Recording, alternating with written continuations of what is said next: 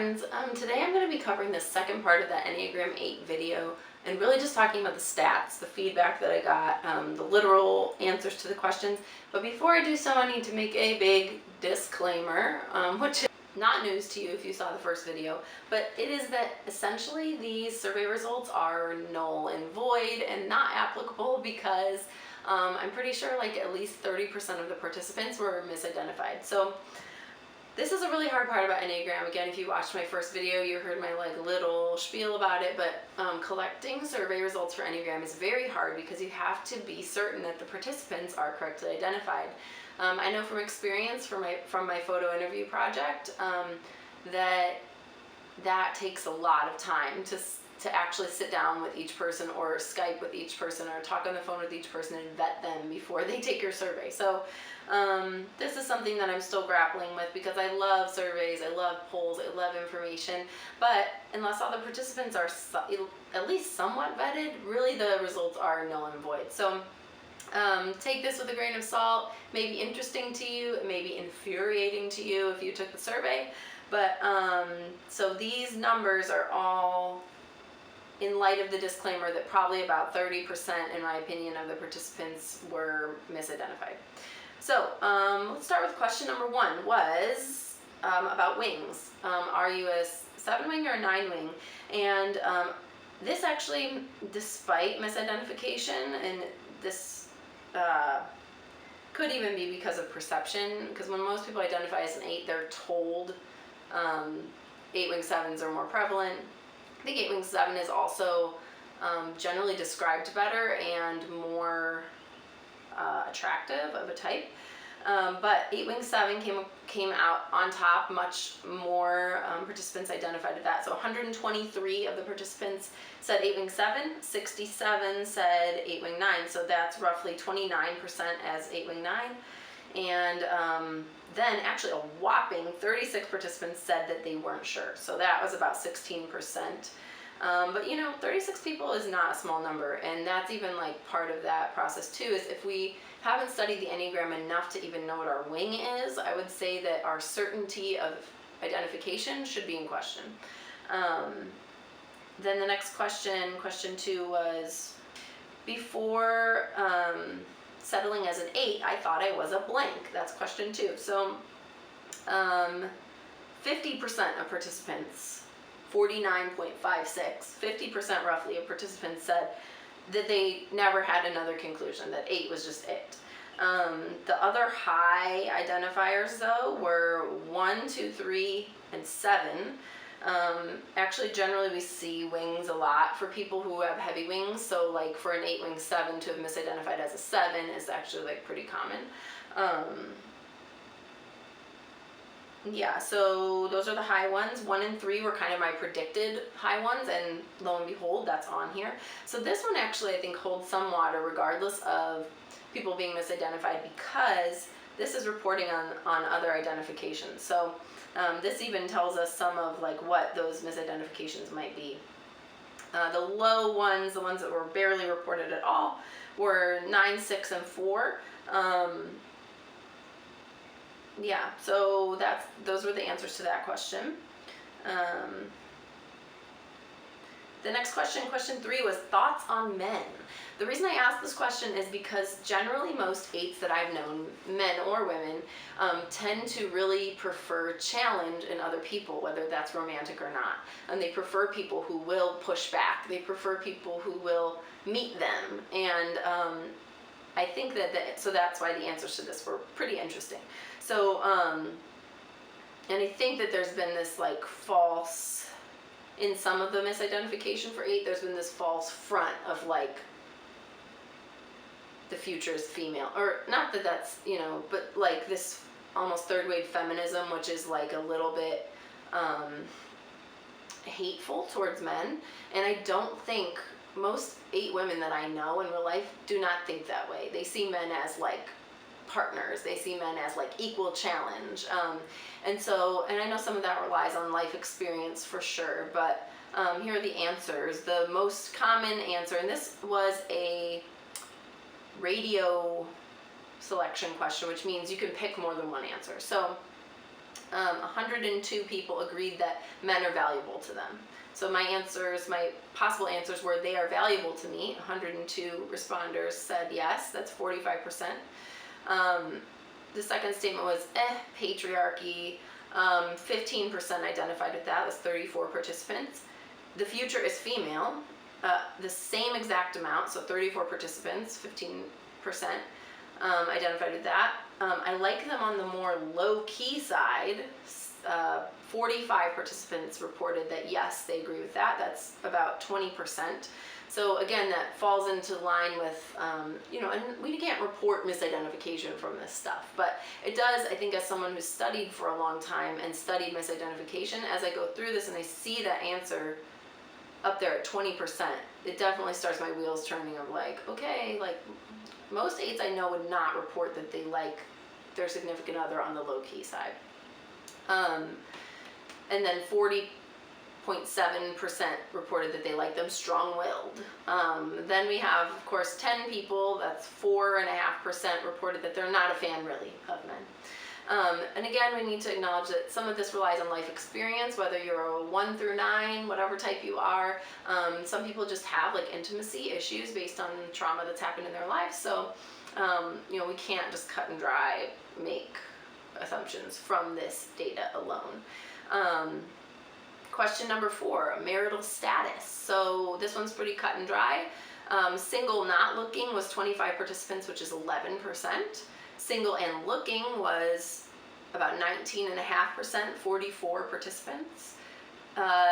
People who reported that they are married was almost 50%, so that's 112 participants.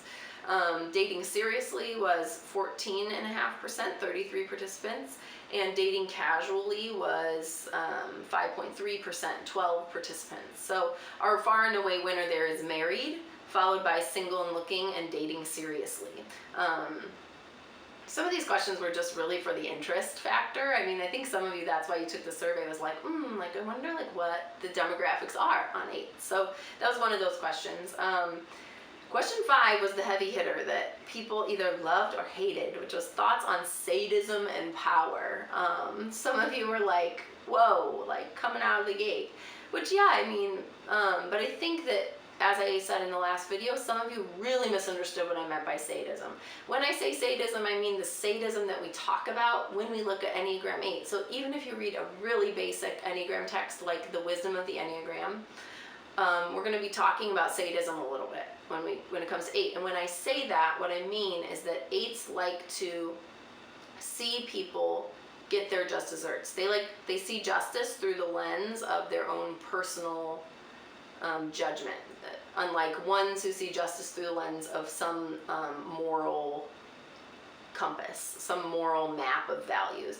8s is extremely personal. It doesn't have to make sense at all. It just has to make sense to them. So that is the kind of sadism we're talking about, is seeing someone squirm a little bit who deserves it, or lording over someone if they think they're annoying and they don't like them. I've seen this definitely with 8s in my life, or people that I've known closely, and even in situations that are like pretty innocent, not in situations where we're causing like physical harm, but situations where like that person is like super braggy and annoying, so when they fall on their face, the 8 may draw attention to it and be like, oh, did ya? And like cause a little squirm there, cause a little sadistic pain in that sense, emotional sadistic pain. So this question was not about sex at all. So those of you who answered that way, I found that super interesting, but that is not what the question was about. I think that says something about our modern culture a little bit. But yes, interesting. So question number 6, how many other female 8s do you know in real life? This question is telling because of, I think there are certain types that tend to congregate more with their same type. I would say 8 is not necessarily one of those, but here's where the response is. 41% of participants, roughly, said that they know no other female 8s in their life at all. The other 50% or so 53%, said they know 1 to 3 other female 8s. And then the extreme minority, 5.3% of participants, which was 12 participants, said that they know 4 or more other female 8s in their lives. I would call BS on that, because honestly, most people I know do not know personally 4 female 8s in their life. Now, the one exception to this would be if you are in a field that draws female 8s, or if you are in an environment that promotes like female leadership, or something to that extent. But I would say too that those environments are also very attractive to 1s and 3s and 7s who are females who might misidentify as 8s. So that was another just sort of interest question to look at the population statistics and say, hey, you female 8, what do you report as the stats? And that's what you guys said was 50 or almost 100%. So yeah, what is that? 55 or 95% of participants basically said 3 or less that they know in real life. Question number 7 was about anger. So the responses were, the prompt was my anger, ... The response options were boils below the surface, which 61% of participants, so 139 participants, said their anger boils below the surface, but they know they should keep it down. Honestly, that's a little more indicative of Enneagram 1, though I understand that some of you obviously are 8s who answered that, but just from a text standpoint, 1s tend to suppress their anger. And then this next answer, my anger is destructive frequently enough. Now, when we say that, hear me. This answer doesn't say my anger is always destructive and destroys everything. Like, I had somebody recently leave me a comment on Instagram and say like, oh, like this makes 8 look like just total sadists, like total psychopaths. And that's not what we're saying. When we say my anger is destructive frequently enough, it's sort of an admission of guilt. In not all the time, but like sometimes my anger is destructive. Hey, honestly, as an SX first 4, I can even say that. So if you're a female 8, you should be able to say that. But only 29% of participants, 66 people, said that their anger is destructive frequently enough. And then the vast minority, 9%, 21 participants said, what anger? Which I would say is probably not 8 at all. The next question is, how much thought do you give to your physical presentation in the everyday? The responses were quite a bit, a moderate amount, not much, or that is stupid. The most prominent result was a moderate amount, 54% of participants. And the least result was that is stupid, which is 3%. I wonder if that's because that is stupid was sort of a flippant response. The way I phrased it may have not been the wisest, but I would definitely say that I would expect 8s to not spend that much time on their appearance. I think I covered this a little bit more in the previous video if you want more info on that. Question number 9 was, what one thing do you most relate to about 8? This was a written response question, so I'm not going to touch on that since it's not stats. And then the last question was, what is your first instinct? This was like uncannily even. So social, sexual, and self-preservation all had 61 responders. So it was 26.99% split evenly between those 3, if you can believe that. And then I had my small amount of people, 43 participants, 19% that answered question mark as if they don't know what instinct is. So I would say those of you who aren't familiar with instinct, study into that, man. It is super important. But otherwise, I was just baffled by those numbers. Literally 61 respondents for each instinct. Those are the stats on this survey, friends. It was a fun survey to run, but I have definitely learned from it that I really need to vet my participants better if I want results that I can actually use from a statistical standpoint. Unfortunately, these results are null and void because there is no vetting the participants to make sure that they are accurately identified. If you're somebody who would want to be vetted and potentially participate in a future survey or a future panel, once I've confirmed type with you, please send me an email, enneagramgirl@yahoo.com. I don't say this because like I think I need to vet you for you to be typed correctly, but personally I need to vet you if I'm going to use you in my project because my reputation's on the line. So hope you guys understand that. I'd love to hear from you. Thank you guys for tuning in and participating and checking out these survey results. I'll see you next time.